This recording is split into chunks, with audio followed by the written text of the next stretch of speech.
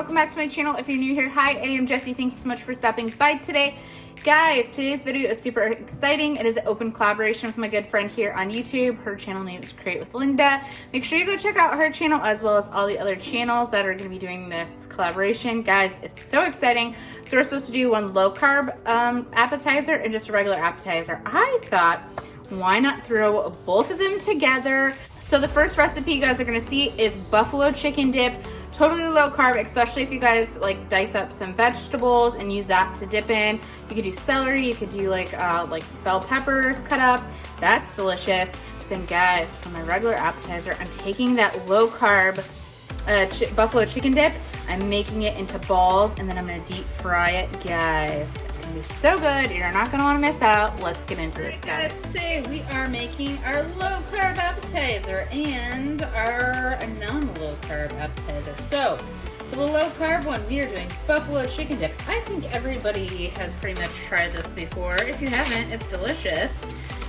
So you're gonna need a block of, I am using Philadelphia 1/3 less cream cheese. You could use full fat cream cheese if you want. Go for whatever you like. Let's take this guy. I'm gonna plop him in there. We are going to take some homemade ranch dressing.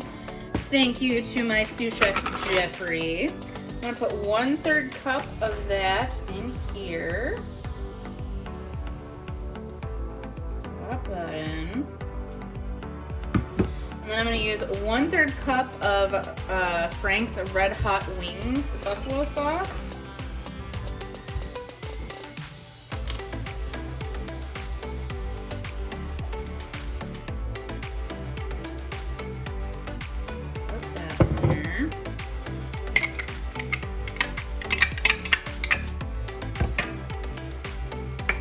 I'm gonna add in a little bit of minced garlic to mine. This is not something people normally add, but I think it's going to be delicious. I added in a cup of my cooked shredded chicken that I had made in the crock pot the other day. Then I'm gonna go ahead and add in just a little bit of shredded cheese. I'm using Colby Jack. You could use whatever floats your boat.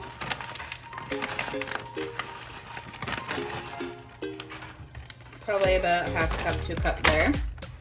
Guys, the super exciting thing about this recipe is I'm gonna make this into a dip and I'm making it into buffalo chicken balls that we're gonna deep fry, guys.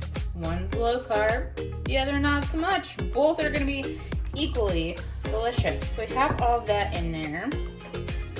And guys, now for the secret ingredient. I've never seen anybody do this with buffalo chicken dip. But I'm going there, guys. I cooked up some bacon. This is the bacon chunks and ends and pieces that I had found in Walmart and I showed you guys in my grocery haul. Guys, I cooked some of this up. We're gonna throw that in there. This is gonna be so good and delicious.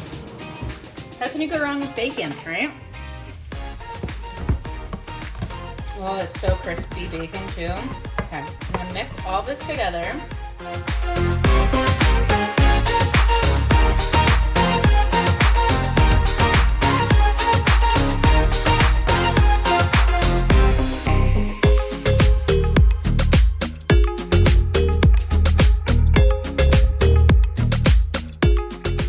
Now with clean hands and my ring off, I'm going to take this and I'm going to make 2 of them into balls because, guys, like I said, I'm doing 2 appetizers in one to show you both, but I don't want to keep a bunch and not eat it or use it, so we're going to take, I'm making decent size. They're probably, I want to say, close to baseball size, maybe a little smaller. The balls.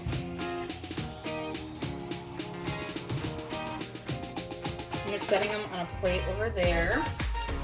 All right, rings back on. So I have 2 of these in ball shapes. I'm gonna go ahead and put saran wrap over the top of this. And I'm gonna stick these guys in the freezer until later. You should probably let them sit in the freezer for at least a few hours because you want them to get like pretty formed and chilled. Because what we're gonna do is we'll bread them and then throw them in the deep fryer. It's gonna be so good, guys. So I'm gonna go ahead and do that and I'll be right back. All right, guys, I have them saran wrapped. If you're going to make this recipe for a party, I would double the recipe, do one full, you know, recipe for the dip and then do one full recipe for all the balls. But like I said, Jeffrey and I are the only one that are gonna be eating this, and so we don't need a ton. So that's why I'm doing that. In a greased like 8x8 pan, I think this is, you're gonna take the rest of your dip. Ooh. I know that bacon in there, that's gonna be phenomenal. Got an overwrap in the And after you scoop it out, you hand it off to your husband to lick the bowl. I spread it out. There's not gonna, if we would have had the extra dip, it would have made more in here. That's what I'm saying. Make 2 if that's what you're gonna do. There's still actually quite a bit, decent amount in there. Now for the best part. Well, the bacon was really the best part, but the second best part, more cheese. So we're gonna go ahead and take this. And we're going to put it on top of our dip here.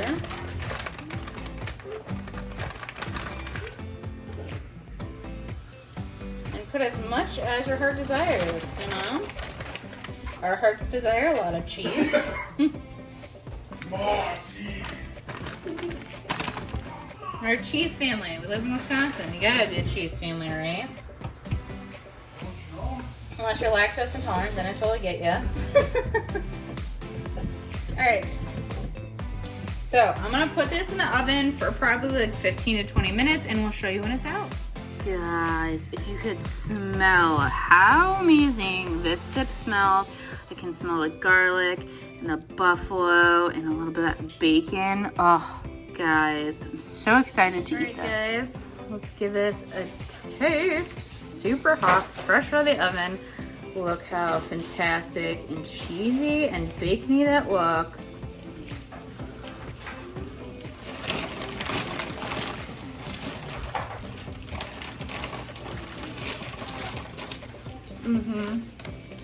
Jeffrey's gonna try it. That's magical. Don't mind me looking like a hot mess either. That's so good. Gonna burn my mouth. It's hot but good. Oh yeah. The bacon. Oh yeah. Oh yeah. Oh yeah. Add an extra garlic to it. Ooh, wow. Guys, you're gonna want to try that if you're low carb. If you're low carb and don't want to do chips, obviously because that's not low carb, go ahead and cut up some vegetables like some bell peppers and use that. I love that with the buffalo dip. Alright guys, so I took these out of the freezer. I would spray the plate with some cooking spray before you put your balls and put them in the freezer because they stuck to the bottom of the plate. I didn't think about that. So on here I have a little bit of flour. I put just a dash of salt, pepper, and garlic powder. Mix that together. And then right here is Italian breadcrumbs. These are gluten-free. This is gluten-free flour. If you're not gluten-free, use regular flour and regular breadcrumbs. My oil is heating up in my fryer. If you're not using a fryer, get your oil going in a pan on the stove. You want it at like 375 degrees. And then here I have 2 eggs whisked up with a little dash of milk. So we're gonna take our balls here and we're gonna go ahead and roll them in the flour first. You wanna coat everything as much as you can, as good as you can.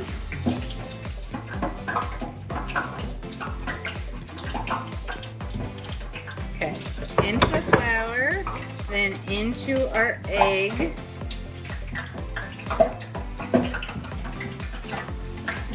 And then into our breadcrumbs.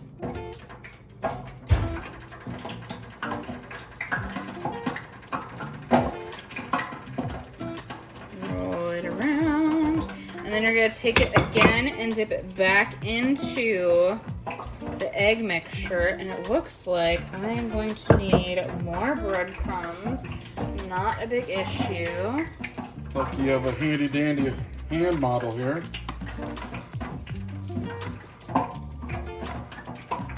Go ahead You're gonna re-roll them in the breadcrumb mixture. Coat it all over. I'm gonna set that back on my plate here. I'm gonna do the same thing with this one. Alrighty guys, so I have my breaded buffalo chicken bites here. I'm going to stick them in the fryer basket. If you're putting this into a pan on the stove, be super careful that you are not just dropping them in there. That you're not just dropping them in there because you're gonna get super hurt. So I'm gonna go ahead and drop these and we'll see when they're out. Done. I've got a plate with a paper towel that I'm going to put these on.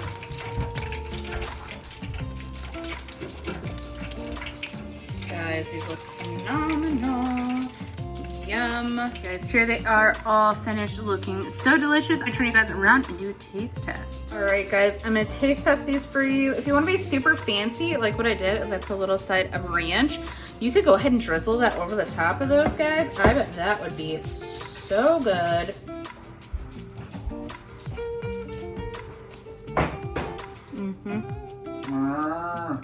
Time for bed. That's really good.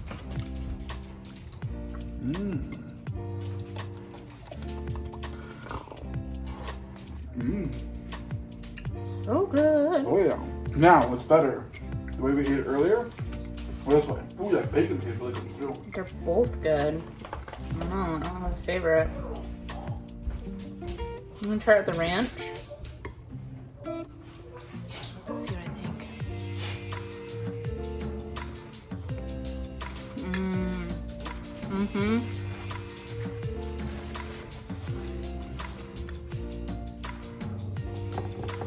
Guys.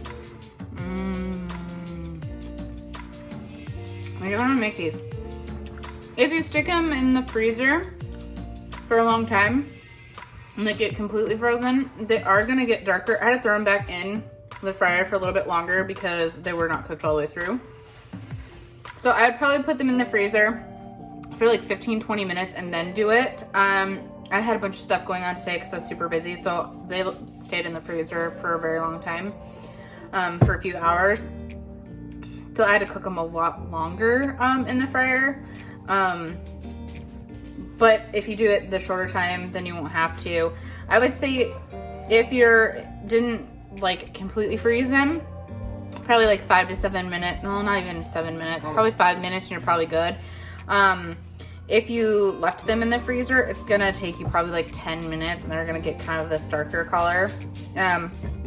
Guys, this is so good. You're gonna wanna try it. All right, guys, thanks so much for watching. I hope you guys enjoyed. Guys, you're gonna wanna try these, especially deep fried buffalo chicken bites. They're so delicious. Anyways, guys, I'll leave the recipes down in the description for you guys. Make sure you go check out Linda's channel as well as everybody else. Thank you, Linda, so much for inviting me. I had such a blast doing this. Anyways, guys, give this video a big thumbs up, press that like button, subscribe to my channel, and click that little notification bell button so you're notified every time I post a new video, and we'll see you guys next one. Bye, guys.